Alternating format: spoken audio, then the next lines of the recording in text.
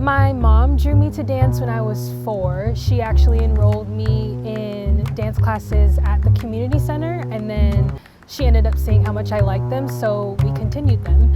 And I enjoy dance because it allows me to express myself in ways that I don't necessarily feel like I can express myself in other methods or other forms.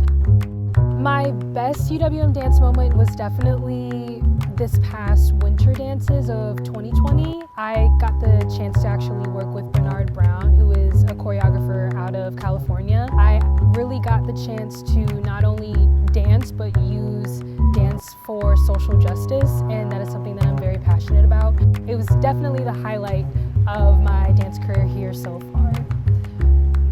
My end goal is to develop arts programming for inner city urban communities, specifically communities that are predominantly Black and brown. I definitely want to offer dance as a form of nonverbal communication and nonverbal education for students to benefit from.